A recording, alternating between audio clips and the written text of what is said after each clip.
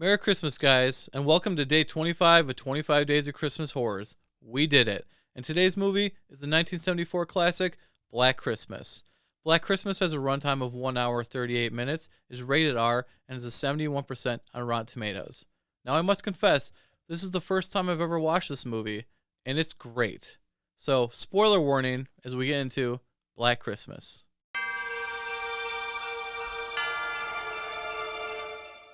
Now, most people consider this the first slasher movie, and if that's true, you can definitely see where everybody copied from it.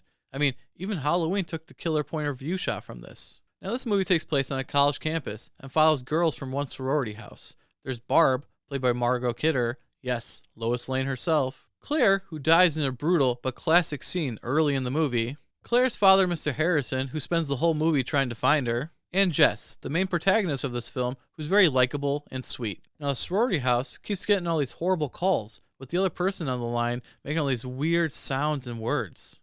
Hello? Billy! Billy! That's horrible! And no one is taking these calls serious, not even the police. And poor Claire's character is already dead. She's sitting in a rocking chair in the attic with a plastic bag over her head, and she's there the whole movie. And then we get the side story of Jess, who tells her boyfriend she's pregnant, but she doesn't want to keep the baby.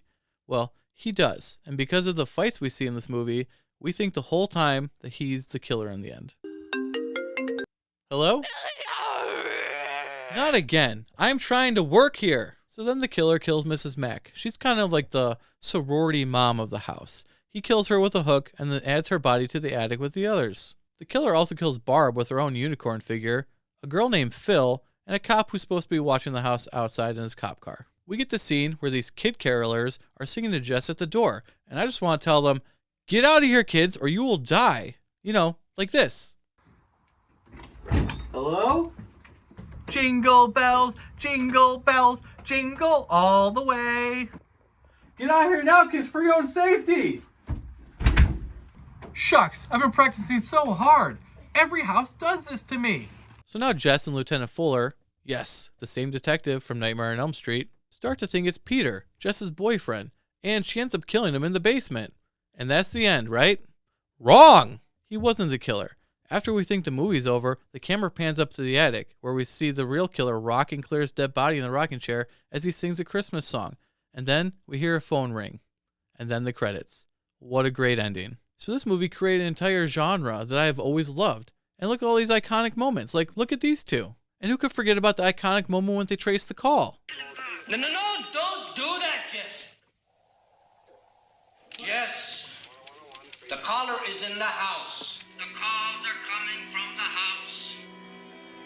I just love the fact that before he made this call to her, he was told to stay calm and don't scare her. But first chance he gets, he freaks out and starts yelling. It's hilarious. This movie has a great atmosphere and is lit great. And it's refreshing to see how these female characters were written. They weren't just dumb and trip over every little thing and then just get naked to have a nude scene in the movie. No, they were written smart and realistic. Most important is you really like the character Jess, and you really root for her to make it through the whole entire movie. You also feel really bad for Mr. Harrison. We already know his daughter Claire is dead, and he just spends the whole movie looking for her, and you just feel really sad for him. But honestly, how do they not find her? She's sitting in a rocking chair in front of the attic window. I mean, hasn't anyone taken 2 seconds to look in the attic when all this crazy stuff is happening in this house? And I just want to give a special shout out to the actress who played Claire. I mean, I don't know how many times they showed her just sitting there with a plastic bag over her head, but it felt like the whole entire movie, and that must have sucked. As for negatives of this movie, I really don't have any. I mean, it's an older movie, so that might bug some of you, but not me. I love this movie, and I definitely think you should give it a watch. So I give Black Christmas 4.5 out of 5 stars. They really don't make them like this anymore, and I wish they did, because it was great. Now, guys, let's celebrate. We made it. 25 Days of Christmas Horrors. We are done. What? You want me to rank all these movies now? Join us tomorrow when we rank all 25 of these Christmas horror movies.